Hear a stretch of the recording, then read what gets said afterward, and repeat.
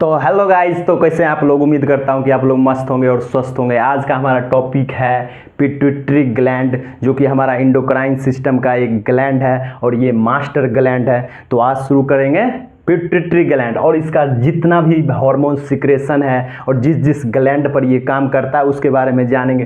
तो आइए स्टार्ट करते हैं, इसका स्ट्रक्चर, फंक्शन सारा कुछ जानेंगे पिट्यूटरी ग्लैंड का।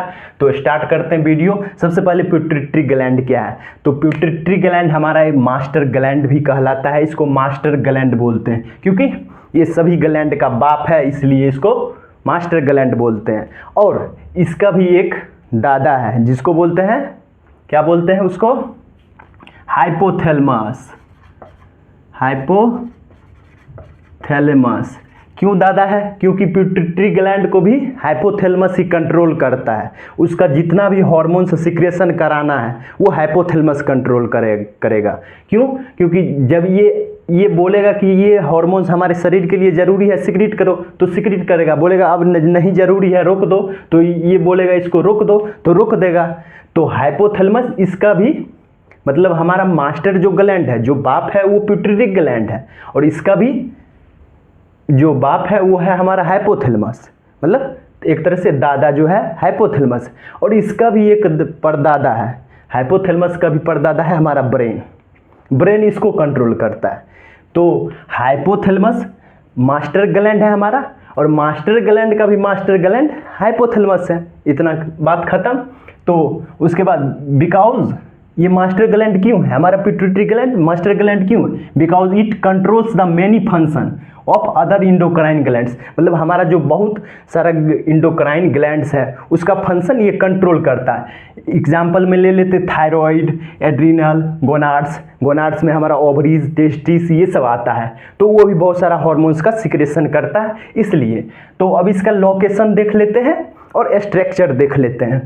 हम ये जाने कि थायराइड ये और ये सब सारा जो भी थायराइड, एड्रिनल ग्लैंड के बारे में सब अगले जानेंगे आगे जाके।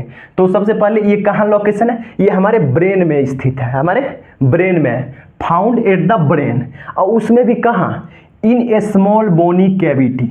उसमें भी कहाँ? एक स्मॉल बोनी कैविटी जो हमारे ब्रेन का है उसमें है। तो स्मॉल बोनी कैविटी को क्या बोलते हैं? सेला टर्सिका। क्या बोलते हैं? सेला टर्सिका। और ये एक स्फेनॉइड मतलब स्फेनॉइड बोन के अंदर होता है, हमारे स्फेनॉइड बोन का अंदर होता है सेला टर्सिका, जो कि एक तरह से गड्ढा जो हमारा ब्रेन के जो ये होता है हाइपोथैलेमस के नीचे। और जैसे कि हमारा ब्रेन है तो ब्रेन में ये होगा, और किस में? तो वो स्फेनॉइड बोन के अंदर होगा। और उसमें भी एक जो सेला टर्सिका जो मतलब गड्ढा होगा ना, जैसे ब्रेन का स्ट्रक्चर इस ढंग से था, थोड़ा सा उसमें एक गड्ढा दिख रहा था, वहाँ पर हमारा पिट्यूटरी ग्लैंड स्थित है। तो उसको जैसे किस रीजन में हमारा सेला टर्सिका में था, मतलब स्फेनॉइड बोन के अंदर सेला टर्सिका में था। तो ये चीज़ समझ गए, ब्रेन में होता है और उसमें भी स्फेनॉइड बोन में, और उसके अंदर जो सेला टर्सिका होता है उसमें, और कनेक्टेड टू हाइपोथैलेमस से कनेक्टेड होता है। अब ये दो होता है, एक एपी मतलब एंटीरियर पिट्यूटरी, जैसे पीपी, ये हम एग्जांपल के लिए शॉर्ट के लिए दे दिए, पिट्यूटरी, पोस्टेरियर पिट्यूटरी। हमारा एपी इंटीरियर पिट्यूटरी, दूसरा हमारा पोस्टेरियर पिट्यूटरी। जो आगे वाला है एंटीरियर पिट्यूटरी, जो पीछे वाला है पोस्टेरियर पिट्यूटरी। तो हमारा जो पीछे वाला है पोस्टेरियर पिट्यूटरी है और जो आगे वाला है एंटीरियर पिट्यूटरी। ये किससे जुड़ा हुआ है? तो हमारे हाइपोथैलेमस से जुड़ा हुआ है। अब देखिए इसका बात करते हैं। टू मेन पार्ट्स, हमारा टू मेन पार्ट्स है, एक इंटीरियर पिट्यूटरी और दूसरा हमारा पोस्टेरियर पिट्यूटरी। तो एंटीरियर पिट्यूटरी को हम लोग एडिनो हाइपोफाइसिस भी बोलते हैं। एंटीरियर पिट्यूटरी को क्या बोलते हैं? Adeno hypophysis. इसको बोलते हैं एंटीरियर पिट्यूटरी को एडिनो हाइपोफाइसिस। तो इतना जान गए। ये जो बना होता है किससे बना होता है? ग्रैंडुलर टिश्यू से। ग्रैंडुलर टिश्यू से बना हुआ रहता है। किससे? ग्रैंडुलर टिश्यू से बना रहता है, और इसको एडिनो हाइपोफाइसिस बोलते हैं। ये चीज़ जान लीजिए। उसके बाद ये कौन कौन सा हार्मोन सिक्रीट करता है। अब हमारा ये जो एंटीरियर पिट्यूटरी है ये कौन कौन सा हार्मोन्स सिक्रीट करता है वो जानेंगे। तो हमारा सबसे पहला है हमारा जीएच क्या है? ग्रोथ हार्मोन है। हमारा जीएच ग्रोथ हार्मोन है, जो कि क्या कर रहा है? Regulates growth and metabolism, metabolism को रेगुलेट्स कर रहा है और हमारा जो ग्रोथ्स है वो रेगुलेट कर रहा है। ये अगर ज़्यादा हो जाता है और कम हो जाता है उसमें भी, जैसे जिनेजाइटिज्म जो हमारा होता है उसमें कि ज़्यादा सिक्रीशन होने लगता है, तो उसके कारण जैसे कि हमारा ग्रेट खल्ली बहुत बड़ा हो गया, बहुत लंबा चौड़ा हो गया, तो उसमें ज़्यादा सिक्रीट हो जाएगा उसके बाद फिर देखा जाता है एक तरह से ड्वार्फिज्म शायद, जो कि बौना, ये कम बहुत सिक्रीट होगा, आदमी बढ़वे नहीं के बौना हो जाएगा, छोटा सा एकदम बढ़वे नहीं करेगा। तो ये ग्रोथ हार्मोन्स कहाँ काम करता है, एक तरह से मसल्स और स्केलेटल सिस्टम पे काम करता है, जो कि बढ़ाने का काम करता है, उसको बढ़ाने बूस्ट करता है, तब तो ताकतवर इंसान बनता है। ग्रोथ हार्मोन्स रिलीज हो रहा है, चाइल्ड में ज़्यादा होता है तो बढ़ता है जल्दी, तो वो ये चीज़ है। और दूसरा हमारा TSH हमारा क्या है, थायराइड स्टिमुलेटिंग हार्मोन। हमारा TSH क्या है, थायराइड स्टिमुलेटिंग हार्मोन। ये क्या करेगा, थायराइड ग्लैंड्स को स्टिमुलेट करेगा, हमारा जो थायराइड ग्लैंड्स है उसको स्टिमुलेट करेगा। अब थायराइड ग्लैंड हम अच्छी तरह से पढ़ेंगे अगले लेक्चर में, तो अभी ये इतना सा बस देखिए, बेसिक जान लीजिए, उसके बाद डीपली जाएंगे, लेकिन बेसिक थोड़ा सा जानिए। ACTH क्या है, एड्रीनोकॉर्टिकोट्रोपिक हार्मोन्स। एड्रीनोकॉर्टिकोट्रोपिक हार्मोन्स हमारा ACTH हमारा तीसरा हार्मोन्स जो कि ये रिलीज कर रहा है, हमारा एंटीरियर पिट्यूटरी तीसरा हार्मोन्स रिलीज कर रहा है, वो stimulates adrenal cortex. Adrenal cortex को एक तरह से स्टिमुलेट्स कर रहा है, जो कि एड्रिनल ग्लैंड्स में होता है, हमारा किडनी के ऊपर होता है ना एड्रिनल ग्लैंड, उसको एक तरह से स्टिमुलेट कर रहा है। दूसरा हमारा ल्यूटिनाइजिंग हार्मोन्स, LH मतलब ल्यूटिनाइजिंग हार्मोन्स, ये ओव्यूलेशन में काम कर रहा था, और टेस्टोस्टेरोन पर काम कर रहा था, जैसे कि हमारा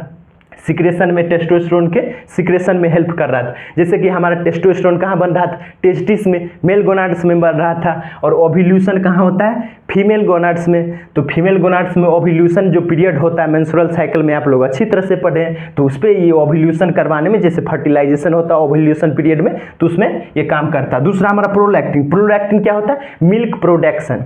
हमारा जो प्रोलैक्टिन होता है वो मिल्क का प्रोडक्शन करता है, और दूसरा ऑक्सीटोसिन जो होता है वो सिक्रीट कराने में हेल्प करता है। तभी तो बच्चा मान लीजिए एक तरह से आराम से दूध पी पाता है, क्यों, क्योंकि वो ऑक्सीटोसिन जो है कि रिलीज होता है, तो आराम से दूध, मिल्क जो होता है, मिल्क का इजेक्शन आराम से हो पाता है। तो इसमें होता है प्रोलैक्टिन हमारा प्रोडक्शन करता है, ऑक्सीटोसिन सिक्रीटिंग करता है, तो ये इजेक्शन मतलब निकालता है दूध को, तो वो आसानी से बच्चा, छोटा बच्चा पी थोड़ी पाएगा आराम से, मतलब एक तरह से नहीं पी पाएगा, तो उसके अंदर उस वक्त बच्चों में मतलब एक तरह से नहीं उतना क्षमता रहता है, एबिलिटी, तो वो निकलता है ऑक्सीटोसिन की मदद से, तो ऑक्सीटोसिन रिलीज होता है उससे, और ये ऑक्सीटोसिन को लव हार्मोन्स भी बोलते हैं। तो प्रोलैक्टिन हमारा मिल्क प्रोडक्शन कर रहा था। तो हम एंटीरियर पिट्यूटरी में क्या पढ़े, सबसे पहला ग्रोथ हार्मोन्स, और जो कि ग्रोथ में काम कर रहा था, और थायराइड ग्लैंड हमारा थायराइड से पर काम कर रहा था, और ACTH एड्रीनोकॉर्टिकोट्रोपिक हार्मोन्स जो कि एड्रिनल कॉर्टेक्स पर। चौथा हमारा LH ल्यूटिनाइजिंग हार्मोन्स, उसके बाद प्रोलैक्टिन जो कि मिल्क का प्रोडक्शन कर रहा है। ये हमारा कौन कर रहा है सिक्रीट, हमारा एंटीरियर पिट्यूटरी, हमारा ये वाला जो पार्ट है ये सिक्रीट कर रहा है, सॉरी एंटीरियर पिट्यूटरी ये है, सॉरी गाइस। तो ये एंटीरियर पिट्यूटरी, ये हमारा जो आगे वाला पार्ट है वो सिक्रीट कर रहा है ये पांचों हार्मोन्स, हमारा पांचों हार्मोन्स एंटीरियर पिट्यूटरी करवा रहा है। और ये पीछे वाला पोस्टेरियर अब देखते हैं, तो पोस्टेरियर पिट्यूटरी अब किससे बना है, देखिए पोस्टेरियर पिट्यूटरी को न्यूरो हाइपोफाइसिस बोलते हैं, made up of nervous tissue. Nervous tissue तो अच्छी तरह से पढ़े, जो कि हमारा nervous tissue, brain, spinal cords आता है, उसके अंदर सब कुछ आता है, जो कि नर्व्स आता है, न्यूरॉन्स आता है, ये सब हमारा नर्वस टिश्यू से होता है, बना हुआ न्यूरॉन से बना होता है। तो वही है कि हमारा जो पोस्टेरियर पिट्यूटरी है ये न्यूरो हाइपोफाइसिस भी कहलाता है, न्यूरो हाइपोफाइसिस कहलाता है, इसलिए ये नर्वस टिश्यू से बना है, क्योंकि एक तरह से न्यूरॉन्स पर जैसे कि काम करता है। तो ये अब हाइपोफाइसिस इसको बोलते हैं, पोस्टेरियर पिट्यूटरी को न्यूरो हाइपोफाइसिस बोलते हैं, जो कि नर्वस टिश्यू से बना हुआ होता है। अब देखिए इसमें दो हार्मोन सिक्रीट कर रहा है, ये 5 hormones, anterior pituitary 5 hormones secrete कर रहा है, और पोस्टेरियर पिट्यूटरी 2 हार्मोन्स सिक्रीट करवा रहा है। सबसे पहला ADH को बोलते हैं एंटी डायरेटिक हार्मोन्स। ADH को क्या बोलते हैं, एंटी डायरेटिक हार्मोन्स। ये क्या कर रहा है, वैसोप्रेशन का काम कर रहा है। वैसोप्रेशन में अब ये क्या कर रहा है, regulate water balance in the kidney, हमारा वाटर बैलेंस जो है उसको रेगुलेट कर रहा है। तो उसमें क्या होता है, जैसे कि हमारा शरीर में हमारा जो यूरिन का आउटपुट है उसको भी एक तरह से कंट्रोल करता है। ज़्यादा शरीर से हमारे जो स्वेट या कुछ भी वाटर का जो रेगुलेशन है तो उसको करता है। अब मान लीजिए किडनी से ही ज़्यादा, जैसे नेफ्रॉन्स के स्ट्रक्चर हम लोग पढ़े थे, किडनी के अंदर होता है, उसमें वाटर एब्जॉर्प्शन होता है या वाटर वहाँ से सिक्रेशन होता है, तो वो ज़्यादा शरीर से बाहर नहीं निकल देने देगा। ये किडनी पे काम करेगा, वहाँ से ज़्यादा शरीर से बाहर वाटर को मतलब निकालने नहीं देगा। तो उससे क्या होता है कि हमारा वाटर बैलेंस जो होता है बना रहता है। तो हमारा कौन ये काम कर रहा है? Anti diuretic hormones water balance को कंट्रोल कर रहा है, वाटर बैलेंस कर रहा है, रेगुलेट्स कर रहा है, जो कि किडनी पर काम करेगा। हमारा एंटी डायरेटिक हार्मोन्स जो जिसको ADH भी बोलते हैं। तो दूसरा हमारा ऑक्सीटोसिन। तो ऑक्सीटोसिन क्या कर रहा है? Helps in uterine contraction in during, मतलब कि ये क्या कर रहा है? हेल्प्स इन यूट्राइन कॉन्ट्रैक्शन, जो हमारा यूट्रस है उसका कंट्रैक्शन करने में हेल्प करता है। And milk ejection. Milk ejection मतलब मिल्क जब एक तरह से आफ्टर, जैसे प्रेगनेंसी के बाद, मतलब कि एक तरह से बच्चे का जन्म हो गया उसके बाद मिल्क इजेक्शन करने में हेल्प करता है। और चाइल्ड बर्थ जब देखिए ये जो क्या कर रहा है? यूट्राइन कॉन्ट्रैक्शन, जब बच्चा जन्म ले लिया उसके बाद यूट्रस को कॉन्ट्रैक्ट होना है, तो उस वक्त भी हमारा ऑक्सीटोसिन हेल्प करेगा। ऐसे thank you, have a nice day.